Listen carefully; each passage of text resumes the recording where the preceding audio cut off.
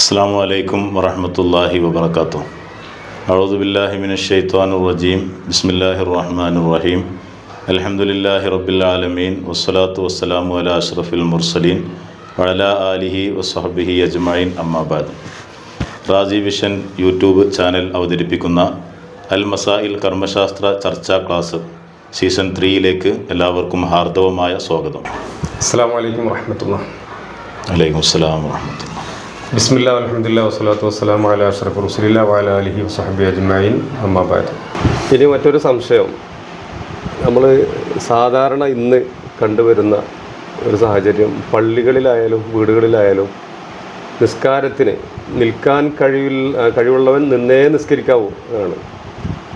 നിൽക്കാൻ കഴിവില്ലാത്തവർ ഇരുന്ന് നിസ്കരിക്കണം എന്നാണ് ശരീഅത്ത് പഠിപ്പിക്കുന്നത്.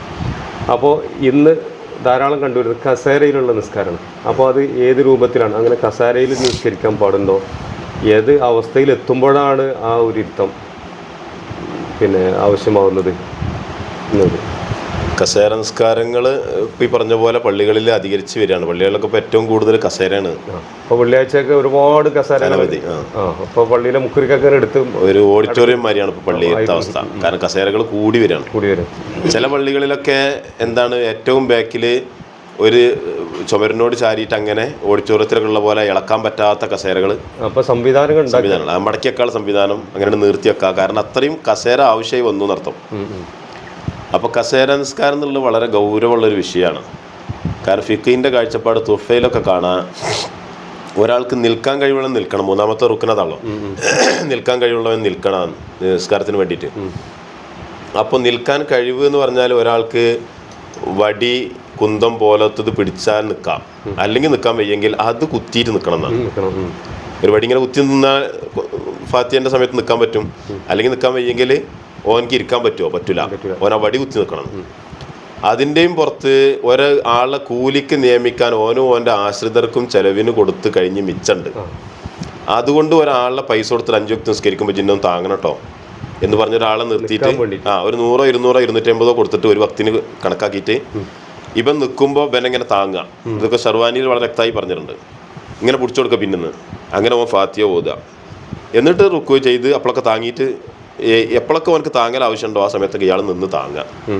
ഒരു മുഴയിന് സഹായി അതും നിയമിക്കണം. അതിനും പറ്റാതെ വന്നാൽ ഇരിക്കാൻ പാടുള്ളൂ. അല്ലാതെ കാലൊന്ന് വീണിട്ട് തോലിറങ്ങിയാലൊന്നും കസേരമ്മ ഇരുന്നിട്ട് എന്ത് ചെയ്യാൻ പറ്റില്ല, നിസ്കരിക്കാൻ പറ്റില്ല എന്നാണ് നിയമം. അപ്പോൾ ഇനിയിപ്പോൾ നോക്കുകയാണെങ്കിൽ നമ്മളെ പള്ളിക്ക് ഒറ്റ കസേര വെക്കാൻ പാടില്ല. കാരണം ഈ പറഞ്ഞ കോലത്തിലാണെങ്കിൽ, കാരണം കൂടുതലും കാലിൻ്റെ മുട്ട് വളയാത്ത പൈസ ഉള്ള ആൾക്കാർക്കാണ്. കാരണം വലിയ വലിയ ആളുകൾ ആചാര്യന്മാർക്കൊക്കെയാണ് കാലിൻ്റെ മുട്ട് വളയാൻ കുറച്ച് പ്രയാസം.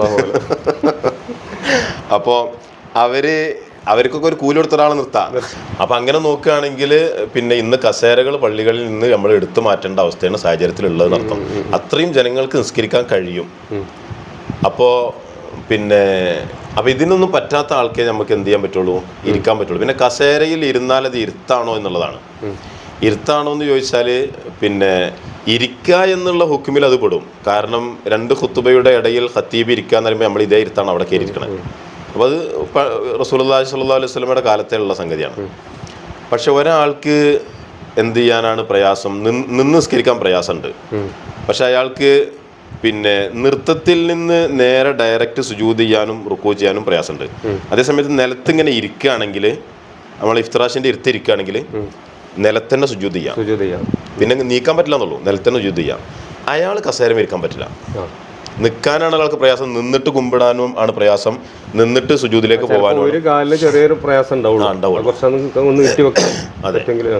അപ്പം അങ്ങനെയാണ് പ്രയാസം എന്നുണ്ടെങ്കിൽ അയാൾ എന്ത് ചെയ്യണം? ഇഫ്തിറാഷിൻ്റെ ഇരുത്തേ ഇരുന്നിട്ട്, ഏത് ഇരുത്തായാലും, പിന്നെ ഇഫ്തിറാഷിൻ്റെ എന്നല്ല നമ്മളിപ്പോൾ പറയാം, ഇഫ്തിറാഷിൻ്റെ ഇരുത്തേ ഇരുന്നിട്ട് അയാൾ സുജൂദ് ചെയ്യണം, റുക്കൂവിന് കുനിയണം, പിന്നെ ആ ഇരുത്തിരുന്നിട്ട് തന്നെ ഫാത്തിഹ ഓതണം. കസേരം ഇരുന്നാൽ പറ്റൂല.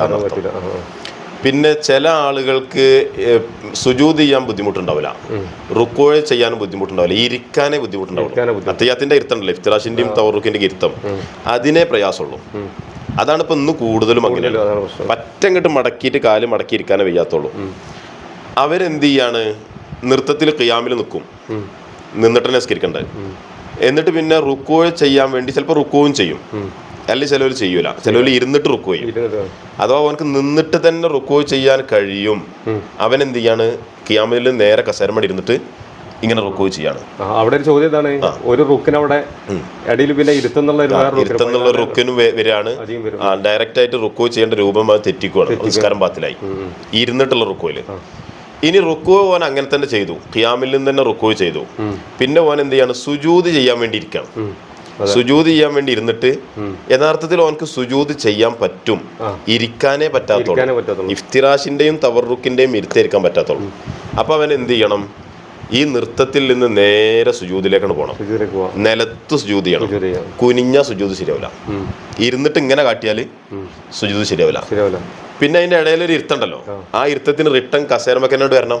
അവനക്ക് പിന്നെ ഇഫ്തിറാഷിന്റെ ഇരുത്തിരിക്കാൻ പറ്റൂല, ആ സുജൂദിൽ നിന്ന് നേരെ കസേരമക്കോട്ട് വരിക. അല്ലെങ്കിൽ മുട്ടുത്തി അങ്ങനെ നിൽക്കാൻ എങ്ങനെയാണോ അവർക്ക് സാധിക്കണത് അങ്ങനെ അങ്ങനെ ചെയ്യാം, അങ്ങനെയും ചെയ്യാം. അല്ലെങ്കിൽ ഇങ്ങനെ കസേരമക്ക് വരാം. പക്ഷെ യഥാർത്ഥത്തിൽ സുജൂദ് ചെയ്യാൻ കഴിയുന്ന ആള് നിലത്തന്നെ സുജൂദ് ചെയ്യണം എന്നർത്ഥം. അല്ലെ സുജൂദ് ശരിയാവില്ല. നിലത്ത് ഇത്ര അവയങ്ങൾ വെക്കണം എന്നൊക്കെ ഇതുണ്ടല്ലോ, അതൊന്നും വേണ്ടാന്ന് പറഞ്ഞാൽ ആർക്കാണ്, സുജൂദ് ചെയ്യാൻ പറ്റാത്തവനക്കാണ്. ഇവനക്ക് പറ്റും, പക്ഷെ അവൻ സുജൂദ് ചെയ്യണില്ല, കാരണം ഇരിക്കാൻ പറ്റാത്തോണ്ട്. അപ്പൊ അങ്ങനത്തെ സംസ്കാരക്കാരാണ് ഇന്ന് കൂടുതലും അർത്ഥം.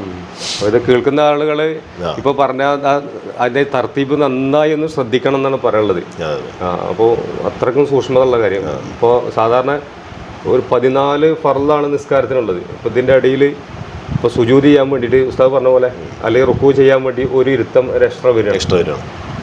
അപ്പോൾ അതിൽ നിസ്കാരത്തിൽ പെടാത്തൊരു സംഭവമാണ്. അപ്പോൾ അത് ശ്രദ്ധിക്കേണ്ട കാര്യം, നിസ്കാരം ബാത്തിലാവും.